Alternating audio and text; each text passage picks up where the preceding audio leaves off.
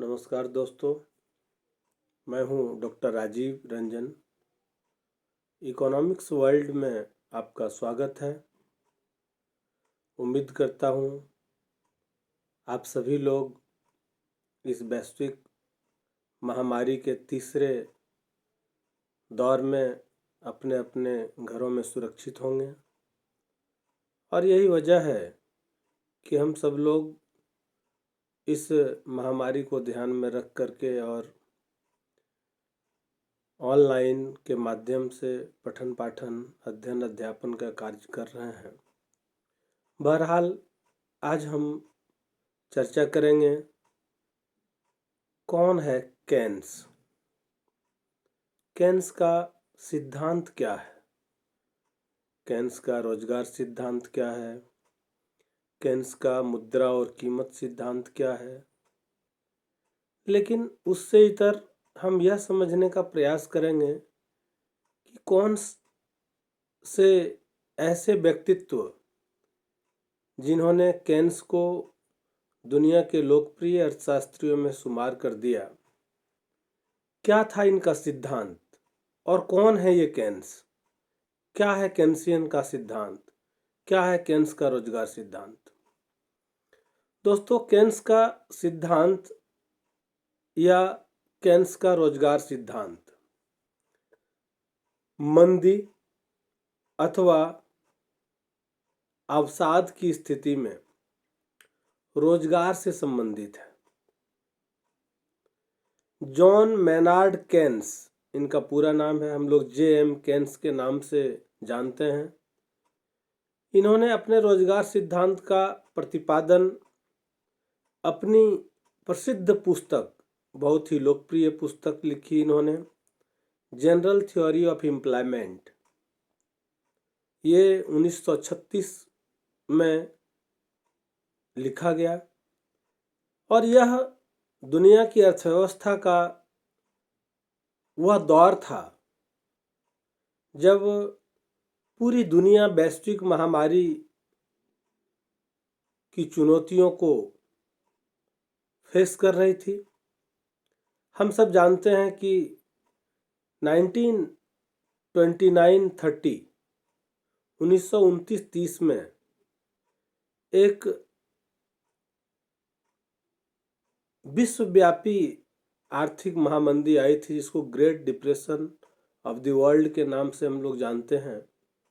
ऐसा अवसाद, ऐसी आर्थिक महामंदी जिसको सीजर क्राइसिस के नाम से या कैंची संकट के नाम से भी जाना जाता है। तब जब अर्थशास्त्रियों का मानना था कि जनसंख्या के बढ़ने से अर्थव्यवस्था को कोई हानि होने वाली नहीं है, तब जब लोगों का कहना था कि अर्थव्यवस्था में रोजगार के अवसर हमेशा मौजूद होते हैं, इसलिए जनसंख्या के बढ़ने का देश की अर्थव्यवस्था पर कोई प्रभाव नहीं पड़ेगा। उस समय के जाने माने और बहुत ही लोकप्रिय अर्थशास्त्री माल्थस, जिन्होंने जनसंख्या का सिद्धांत दिया, और उस सिद्धांत में उन्होंने कहा था कि जिस गति से जनसंख्या बढ़ रहा है उस गति से देश के संसाधनों में वृद्धि नहीं हो रही है, उत्पादन नहीं बढ़ रहा है। और अगर यही स्थिति रही तो देश के अंदर बड़े पैमाने पर गरीबी, बेरोजगारी, भूखमरी जैसी स्थितियां पैदा होगी। और इन स्थितियों के बावजूद भी यदि हम जनसंख्या पर नियंत्रण नहीं करते हैं तो प्राकृतिक आपदा आएगी, प्राकृतिक अवसाद आएंगे और प्रकृति जनसंख्या को नियंत्रित कर देगी। प्राकृतिक आपदा, अतिवृष्टि, अनावृष्टि, बाढ़, भूकंप, चक्रवात, आप कई ऐसे उदाहरण हैं जिसको आप जानते हैं, आपको याद होगा। गुजरात का वो भूकंप, उड़ीसा का वो चक्रवात, उत्तराखंड का कई ऐसा घटना है जो उस माल्थस के सिद्धांत को प्रतिपादित करता है या उसको चरितार्थ करता है। उसी दौर में J.M. केन्स जैसे अर्थशास्त्री आते हैं और ये जनरल थ्योरी ऑफ एम्प्लॉयमेंट जैसी प्रसिद्ध पुस्तक लिखते हैं। केन्स के अनुसार मंदी या अवसाद की स्थिति में बेरोजगारी अर्थव्यवस्था में समग्र मांग या समग्र व्यय, जिसको हम लोग एग्रीगेट डिमांड या एग्रीगेट एक्सपेंडिचर की कमी के कारण होती है। इस प्रकार के समग्र व्यय की वृद्धि के द्वारा बेरोजगारी में कमी लाई जा सकती है। अर्थव्यवस्था में व्यय की वृद्धि तथा अर्थव्यवस्था में अवसाद से बाहर निकालने के लिए, जिसे हम लोगों ने कहा कि आज भी हम सब लोग वैश्विक महामारी के दौर से गुजर रहे हैं और आज भी हमारी अर्थव्यवस्था काफ़ी चुनौतियों का सामना करते हुए आगे बढ़ रही है। तो ऐसे अवसादों की परिस्थितियों को या अर्थव्यवस्था को अवसाद के से बाहर निकालने के लिए केन्स पहले अर्थशास्त्री थे जिन्होंने सरकारी व्यय पर बल दिया और कहा कि सरकारी व्यय जितना अधिक होगा उससे अर्थव्यवस्था को आर्थिक प्रगति मिलेगी। केन्स प्रोफेसर मार्शल के शिष्य माने जाते हैं। 1883 में रोजगार, ब्याज एवं मुद्रा का सामान्य सिद्धांत इन्होंने लिखा था और 1936 में जो अभी हम कह रहे थे कि जनरल थ्योरी ऑफ एम्प्लॉयमेंट अर्थशास्त्र की विशेष महत्वपूर्ण पुस्तक है। वास्तव में इस ग्रंथ ने पाश्चात्य अर्थशास्त्रियों की विचारधारा को, जो पश्चिम के इकोनॉमिस्ट थे, पाश्चात्य अर्थशास्त्री थे, उनकी जो विचारधारा थी उसमें आमूल परिवर्तन कर दिया।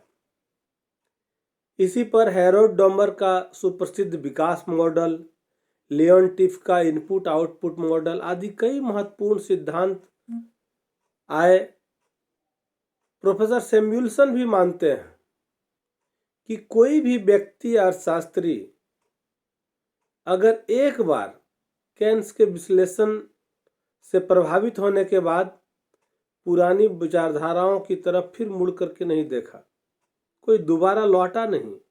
पाश्चात्य अर्थशास्त्रियों की जो विचारधाराएं थी उधर कोई लौटा नहीं, जिसने भी केन्स के सिद्धांत को देख लिया। केन्स के प्रभाव के कारण ही उनके जो आलोचक रहे, पूर्ववर्ती जो आलोचक रहे, जो पहले प्रोफेसर केन्स के विचारों का खंडन करते थे, आलोचना करते थे, सारे पूर्ववर्ती आलोचक भी बाद में समर्थक में कन्वर्ट हो गए। बहुत ही स्पष्टवादी रहे और इसी कारण उनके आर्थिक विचार काफ़ी सुलझे हुए हैं। उन्होंने व्यवहारिक क्षेत्र में भी यथेष्ट योगदान दिया, केवल सैद्धांतिक पहलुओं पर ही नहीं। केन्स ने व्यवहारिक विषयों पर, जैसे आप जानते हैं अमेरिका की न्यू डील पॉलिसी जो आई थी, अंतर्राष्ट्रीय मुद्रा कोष का नाम हम लोगों ने सुना है, अंतर्राष्ट्रीय पुनर्निर्माण एवं विकास बैंक जिसको वर्ल्ड बैंक या IBRD हम लोग कहते हैं, विश्व बैंक आदि की स्थापना में भी इनका सक्रिय प्रयास या योगदान रहा है। केन्स व्यष्टि अर्थशास्त्र के जन्मदाता माने जाते हैं, माइक्रो इकोनॉमिक्स के फादर माने जाते हैं और यही कारण है कि सामान्य सिद्धांत इतना लोकप्रिय हुआ, दुनिया में इतनी पॉपुलैरिटी हासिल हुई इनके सिद्धांत को। वैसे भी इस ग्रंथ में उन्होंने व्यापक आर्थिक विश्लेषण, मेजर स्केल पर इकोनॉमिक एनालिसिस को स्पष्ट किया। उन्होंने अर्थशास्त्र को कुल आय तथा प्रभावी मांग का सिद्धांत दिया। हम लोग जो एग्रीगेट इनकम और इफेक्टिव डिमांड की बात करते हैं अर्थशास्त्र में, जो प्रतियोगिता प्रतियोगिता परीक्षा की तैयारी करते हैं वो ध्यान देंगे इस पर तो और ज़्यादा स्पष्ट होगा। उनके अनुसार रोजगार प्रभावी मांग पर निर्भर करता है। प्रभावी मांग स्वयं उपयोग तथा विनियोग पर निर्भर करती है। उपभोग का निर्धारण आय के आकार और समाज के उपभोग प्रवृत्ति के अनुसार होता है। यदि रोजगार बढ़ाना